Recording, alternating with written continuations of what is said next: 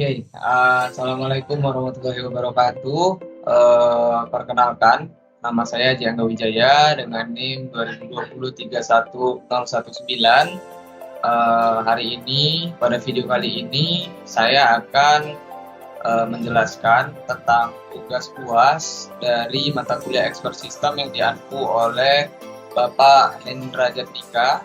Nah, untuk yang pertama itu pada tugas kali ini itu saya membuat judulnya yaitu diagnosa penyakit pada tanaman selada hidroponik menggunakan algoritma Depth First Search atau DFS. Oke. Untuk menjawab soalan kedua itu kita akan jelaskan terlebih dahulu ya. Tujuan dari judul ini apa? Jadi hidroponik itu merupakan teknik bertani yang menggunakan air sebagai media tanaman sayur dan buah yang bisa ditanam menggunakan sistem. Kemudian hama dan penyakit bisa menurunkan mutu dan produksi sayuran hidroponik yang ditanam. Sistem bakar ini bertujuan untuk mendiagnosa hama dan penyakit yang ada pada tanaman sayur selada tersebut dengan melihat gejala-gejala yang ada. Jadi nanti pada sistem ini kita akan membuat sebuah sistem bakar ya yang akan mendeteksi penyakit pada tanaman selada hidroponik, dan nanti juga pada outputnya itu kita akan menghasilkan sebuah rekomendasi ya dari penyakit yang dialami, yang tentunya inputnya merupakan parameter gejala-gejala. Nah, ini untuk metode yang digunakan ini dari gambar 1, saya menggunakan metode Depth First Search. Jadi metode ini sebenarnya dia mencari sesuai namanya depth, dia akan mencari sedalam mungkin sampai nanti ketemu tujuannya gitu. Jadi kalau misalkan nanti tidak ada tujuannya, dia akan kembali lagi ke node yang sebelumnya dan membuka node baru untuk melihat tujuannya apakah sudah sampai di sana. Nah, untuk langkah-langkah penerapan metode Depth First Search ini pada penyakit selada hidroponik, itu yang pertama parameternya ada gejala. Nah, ini kita definisiin dulu parameternya, ada gejala, terus kemudian ada jenis-jenis penyakitnya apa dari gejala tersebut, kemudian ada juga solusi dari penyakit yang dialami. Nah, untuk langkah pertamanya nanti kita akan input semua parameter, tentunya gejala-gejala tadi. Nah, setelah itu di bagian proses ini dia akan menjalankan algoritma tersebut. Nah, dia akan mencoba melihat apakah pada node-node solusi atau gejala ditemukan penyakit, dan nanti jika ditemukan penyakit maka dia akan mencari node untuk solusi gitu sampai jalannya ketemu. Kalau tidak ketemu dia akan balik ke simpul sebelumnya. Nah, setelah itu langsung dia mendapatkan kesimpulan di sini, hasil finalnya yaitu solusi dari kode solusi yang sudah disiapkan ya.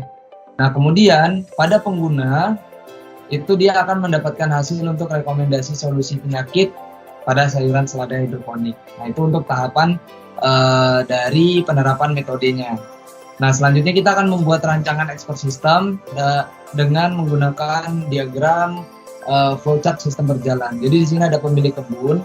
Pemilik kebun pertama kali akan memeriksa tanaman hidroponik, kemudian mengecek fisik tanaman, akar, daun, dan batang. Dia akan menjawab pertanyaan di sini, apakah ada hama? Jika iya, maka petani harus membersihkan hama disemprot dengan pestisida. Namun jika tidak, akan ada pengecekan selanjutnya, apakah ada penyakit. Nah, kalau ada, maka tanaman yang sakit akan digunakan. Selanjutnya ini untuk user interface. Nah, jadi nanti di sini pada menu dia akan memilih sayur selada hidroponik. Nah, nanti gejala-gejalanya apa aja dipilih di sini. Kemudian ketika dia klik cek sekarang gitu kan, ketika dia klik cek sekarang, maka nanti sistem akan menjalankan proses-proses yang ada di tahapan-tahapan penerapan metode Depth First Search ini.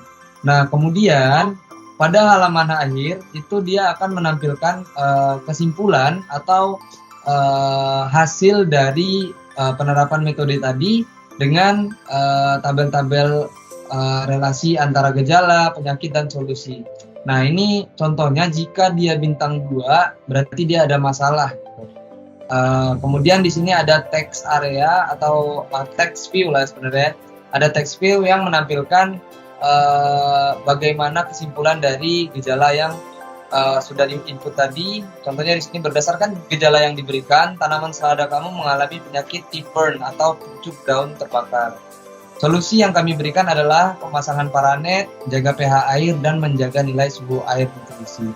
Nah, kalau dia klik OK, maka nanti akan kembali ke menu yang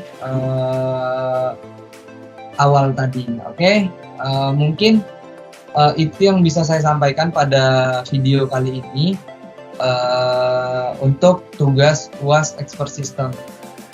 Sebelumnya saya ucapkan terima kasih kepada Bapak Hendra Jatnika yang sudah memberikan kami kesempatan untuk membuat video ini sehingga kami bisa melakukan kegiatan belajar mandiri dan melakukan riset entah itu dari jurnal, artikel, dan lain-lain sebagainya. Saya Jangga Wijaya, saya akhiri. Wassalamualaikum warahmatullahi wabarakatuh.